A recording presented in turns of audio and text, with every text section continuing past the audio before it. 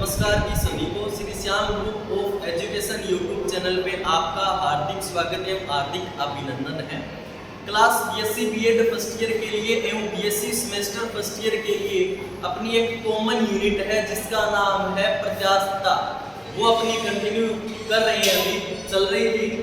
और अब देखिए यूनिट का नाम है प्रत्यास्थता, जिसमें हमने क्या क्या पढ़ लिया अभी, जिसके अंदर हमने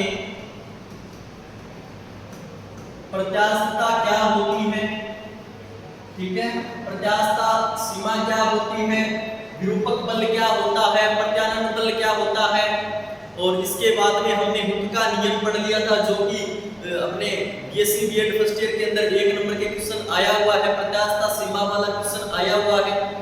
और इसके बाद में हमने प्रतिबल के बारे में पढ़ लिया, हमने विकृति के बारे में पढ़ लिया। प्रतिबल 3 प्रकार के होते हैं, विकृति भी 3 प्रकार की होती है। और उसके बाद में हमने प्रत्यास्थता गुणांकों के बारे में हम अध्ययन कर लिया है, ठीक है।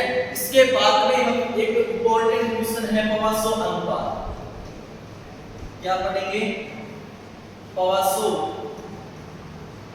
अनुपात। ये क्या होता है, पवासो पॉइजन रेशियो, पॉइजन रेशियो। इससे पहले पवासो अनुपात को पढ़ने से पहले हमें पता होना चाहिए पार्श्विक विकृति क्या है।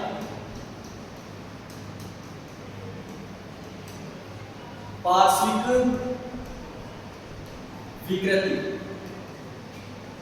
ये क्या होती है? तो विकृतियां हमने पढ़ ली, सामान्यतः 3 प्रकार की होती है भी विकृतियां, जिसमें नंबर 1 हमने पढ़ी अनुदैर्ध्य या रेखीय विकृति, नंबर 2 पे हमने ये अपने अपरूपण और अपने अपरूपण को और बोलते हैं स्पर्शी विकृति और आयतन विकृति हमने पढ़ ली थी। और इससे अलग है अपने पास में एक पार्श्विक विकृति होती है। ये क्या होती है, इसकी परिभाषा क्या होती है, वो हम पढ़ेंगे। यानी किसी वस्तु की मोटाई में परिवर्तन, इसमें मोटाई बोल दो या इसको त्रिज्या भी बोल सकते हैं। त्रिज्या में होने वाला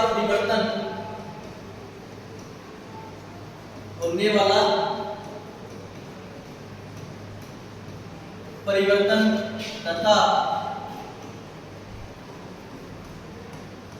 उस वस्तु की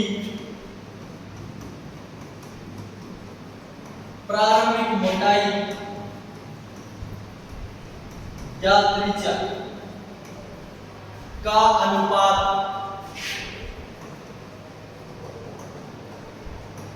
क्या कहलाता है? पार्श्विक विकृति कहलाती है। क्या कहलाती है?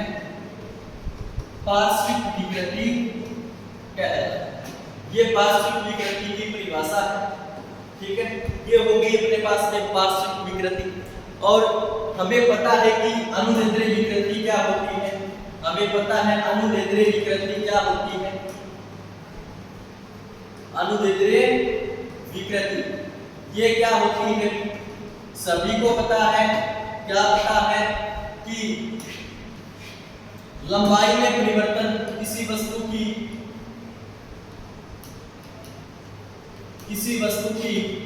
लंबाई में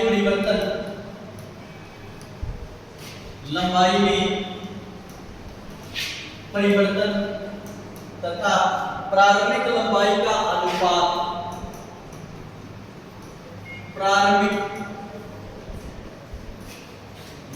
का अनुपात,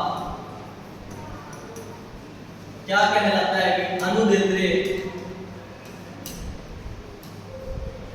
या रेखीय विकृति कहलाती है। अनुदैर्ध्य या रेखीय विकृति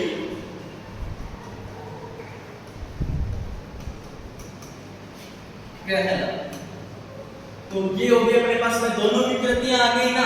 अब हम बात करेंगे पवासो अनुपात की। तो पवासो अनुपात क्या होगा? ये दोनों विकृतियां अगर आपको समझ में आ गई है तो आपको पवासो अनुपात भी समझ आ जाएगा। तो इसकी सिंपल सी डेफिनेशन है क्या, यानी क्या है इसकी डेफिनेशन। अब ये दोनों विकृतियां आ गई तो दोनों का जो अनुपात है वो हिपोवासो अनुपात कहलाता है। जैसे देखिए अनुदिद्रीय विकृति, पार्श्विक विकृति, पार्श्विक विकृति तथा अनुदिद्रीय विकृति का अनुपात, अनुदिद्रीय विकृति का अनुपात पार्श्विक विकृति या पवासो अनुपात कहलाता है। क्या कहलाता है? पवासो अनुपात है वो कहलाता है। पवासो अनुपात कहलाता है। ये दोनों हो गए अपने पास पवासो अनुपात की जो परिभाषा है वो आपको याद होगी और इसका जो फॉर्मूला है वो क्या हो जाएगा फिर पार्श्विक विकृति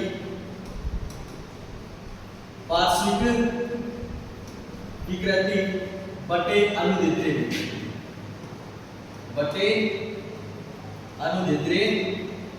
विकृति। अब देखिए भी पवासो अनुपात को हम दिखाते हैं सिग्मा से। पवासो अनुपात को हम इस सिग्मा से दिखाएंगे और पार्श्विक विकृति को दिखाएंगे हम बीटा से। किससे? बीटा से। और अनुदिद्रीय विकृति को दिखाते हैं अल्फा से। इससे अल्फा से। तो sigma is equal to beta upon alpha. दोनों क्या है? दोनों लंबाइयां हैं। लंबाई से लंबाई कैंसिल आउट हो जाएगी। ये जो सिग्मा होगा ये मात्रक विहीन और जो अभिमा विहीन राशि होगी। ये जो पवासो अनुपात है सिग्मा, जहां सिग्मा यहाँ पे क्या है? पवासो अनुपात है। हमें पवासो अनुपात को सिग्मा से दर्शाते हैं। इसका जो मान होगा यह विमा विहीन, यह विमा विहीन,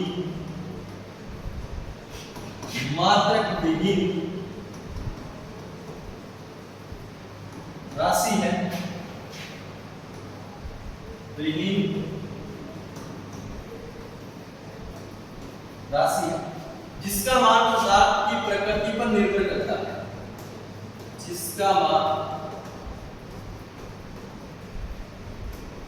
पदार्थ की प्रकृति पर निर्भर करता है। ठीक है, ये सिग्मा की वैल्यू हो गई। अब वैसे हम बात करें कि अब ऐसा और जो फॉर्मूला बनाएंगे तो देखिए हमने माना कि हमारे पास में कोई भी क्या है? एक दृढ़ आधार। क्या है? एक दृढ़ आधार है। इस दृढ़ आधार से एक आर त्रिज्या का जो भी बेलन है अपने पास में वो लटकाया हुआ है। ठीक है ना? इस आर त्रिज्या का ये अपने पास में एक दृढ़ आधार है। मैं बना लेता हूं एक बार के लिए। ये अपने पास में क्या है? एक दृढ़ आधार है। ये रहा दृढ़ आधार। इस दृढ़ आधार से एक आर त्रिज्या का कोई भी एक वस्तु या बेलन आप समझ सकते हो ये लटकाया हुआ है। ठीक है ना? और जिसकी जो लंबाई है ये L, इसकी लंबाई क्या है? L। ठीक है, और इसकी जो रेडियस है वो है R। इसकी जो रेडियस है वो है R। बात समझ आ गई है? अब इस पे हम क्या लगाते हैं? एक विरूपक बल लगाते हैं। क्या लगाते हैं? एक विरूपक बल जो कि ऊर्ध्वाधर नीचे की ओर लगाते हैं। फिर इसमें क्या होता है? फिर इसके अंदर क्या होता है? इसको हम इस प्रकार से नीचे की ओर एक फोर्स लगाएंगे। क्या लगाएंगे? एक फोर्स लगाएंगे। तो क्या होगा? अभी फोर्स लगाने पर फोर्स लगाएंगे नीचे की ओर तो क्या होगा? तो इसके अंदर ये इसकी जो लेंथ है वो बढ़ेगी। इसकी क्या होगी? लेंथ बढ़ेगी और रेडियस है वो घटेगी। इसकी जो लेंथ है वो बढ़ेगी। लेंथ हमने मान ली कि यहाँ पे कितनी बढ़ गई? ये लेंथ बढ़ गई कितनी बढ़ गई? ये हमने मान ली सॉरी डेल्टा एल बढ़ गई। कितनी बढ़ गई? Delta L. और ये पहले इसकी जो रेडियस थी इतनी, पहले इसकी जो रेडियस थी इतनी, अब क्या हो गई? ये कम हो गई है। कितनी कम हो गई? हमने मान ली डेल्टा आर है वो कम हो गई है। तो यहाँ पे हम बात करेंगे इसकी भी। तो यहाँ पे हमें पता है पार्श्विक विकृति क्या होती है। पार्श्विक जो विकृति होगी वो क्या होती है, यानी त्रिज्या में परिवर्तन कितना होगा, पहले r थी फिर कम होगी यानी डेल्टा r, और अपोन में प्रारंभिक त्रिज्या इसकी r थी, और माइनस यहाँ पे आएगा कि त्रिज्या में कमी को यहाँ पे दिखाता है। फिर हम बात करेंगे अनुदैर्ध्य विकृति को लेकर के। अनुदैर्ध्य विकृति, अनुदैर्ध्य विकृति होती है अल्फा और ये पार्श्विक विकृति होती है बीटा। तो अल्फा इक्वल टू अनुदैर्ध्य विकृति होती क्या है, यानी लंबाई में परिवर्तन बटे प्रारंभिक लंबाई। लंबाई में परिवर्तन कितना होगा, अब जो लंबाई है वो इसमें परिवर्तन है वो हमने मान लिया कि डेल्टा एल परिवर्तन हुआ। कितना परिवर्तन हुआ, मानना है हमने कि डेल्टा एल परिवर्तन हुआ। तो आप इसमें देखिए प्रारंभिक लंबाई इसकी एल, तो ये होती है अपनी अल्फा। तो हमें चाहिए क्या, पवासो अनुपात चाहिए। पवासो अनुपात को हम दिखाएंगे सिग्मा से। सिग्मा क्या होता है, बीटा अपॉन में अल्फा होता है। तो सिग्मा इक्वल टू बीटा की वैल्यू क्या है अपने पास में minus del R upon R है, और बटे में इसकी वैल्यू क्या है, डेल्टा एल अपॉन में एल है। ठीक है ना। और हम बात करना चाहें तो सिग्मा इक्वल टू क्या हो जाएगा, माइनस का डेल्टा आर अपॉन में आर इनटू में एल अपॉन में डेल्टा एल, ये आ जाएगी अपने पास में सिग्मा की वैल्यू। ये हो गया अपने पास में पवासो अनुपात। अब हम बात करेंगे पवासो अनुपात की निष्पत्ति या सीमाएं। जैसे टोसों के लिए जो अपने पास में पवासो का मान का जो होता है, पवासो अनुपात का जो मान होता है 0.2 से 0.4 के बीच में होता है, यानी टोसों के लिए है ना, टोसों के लिए, टोसों के लिए जो पवासो अनुपात है ना वो 0.2 से होता है 0.4 के बीच में। ये वैल्यू अपने को याद रखनी होती है। और ये सिग्मा का जो मान है वो धनात्मक भी हो सकता है और ऋणात्मक भी हो सकता है। धनात्मक हो सकता है तो कितना धनात्मक हो सकता है, ऋणात्मक हो सकता है तो ऋणात्मक भी अधिकतम कितना हो सकता है, ये भी हम पढ़ेंगे। और ये मैं डायरेक्ट भी बता सकता हूँ, लेकिन हम बात करेंगे इनमें जो प्रत्यास्थता गुणांक हमने पढ़े हैं, या तो प्रत्यास्थता गुणांक हमने पढ़ा है, अपरूपण प्रत्यास्थता गुणांक हमने पढ़ा है, ठीक है ना, आयतन प्रत्यास्थता गुणांक हमने पढ़ा है, और एक हमने पढ़ लिया पवासो अनुपात। तो इन चारों के अंदर हम रिलेशन फाइंड करके फिर ये जो वैल्यू आएगी ना, इस वैल्यू से हम सिग्मा की वैल्यू निकालेंगे। ठीक है ना। इन तीनों संबंध से हम सिग्मा की वैल्यू निकाल करके इससे हमें पता चलेगा कि सिग्मा की जो वैल्यू है वो पॉजिटिव भी होती है, नेगेटिव भी होती है। ठीक है ना। और पॉजिटिव होती है तो कितनी तक पॉजिटिव हो सकती है, अगर नेगेटिव होती है तो कितने तक नेगेटिव हो सकती है। ये हम पढ़ेंगे प्रत्यास्थता गुणांकों में संबंध पढ़ेंगे तब। ठीक है ना। तो ये संबंध पढ़ेंगे हम नेक्स्ट क्लास के अंदर। आज का अपना मेन टॉपिक था पवासो अनुपात को लेकर के। पवासो अनुपात बिल्कुल सिंपल था। पवासो अनुपात यानी sigma equal to beta upon में अल्फा। बीटा यहाँ पे पार्श्विक विकृति होती है, अल्फा यहाँ पे अनुदैर्ध्य विकृति होती है। पार्श्विक विकृति यानी जो भी किसी वस्तु के अंदर अगर हम डिफॉर्मेशन फोर्स लगाते हैं तो उस वस्तु की लेंथ यानी लेंथ में भी होती है, जो चेंज होता है वो अगर रेडियस के अंदर चेंज हुआ है, तो अगर रेडियस के अंदर चेंज हुआ है और इसमें जो इनिशियल अपनी रेडियस थी, इन दोनों का जो रेशियो है वो अपने पॉइजन रेशियो कहलाता है। और अगर लेंथ के अंदर चेंज हुआ है तो इन लेंथ में चेंज इन लेंथ अपॉन में ओरिजिनल लेंथ है, ये अपने जो लॉन्गिट्यूडनल स्ट्रेन है वो कहलाती है। तो इन दोनों का जो रेशियो वो पॉइजन रेशियो कहलाता है। उम्मीद करता हूं जो मेरी बात है वो समझ रहे होंगे। तो आपको ये जो पवासो अनुपात का जो टॉपिक है वो समझ आया होगा अभी। ठीक है ना। उम्मीद करता हूँ नेक्स्ट क्लास के अंदर हम प्रत्यास्थता गुणांकों में संबंध पढ़ेंगे। ठीक है। और तब तक के लिए आप सभी का जुड़ने के लिए, इस वीडियो देखने के लिए आप सभी का धन्यवाद। जय हिंद, जय भारत।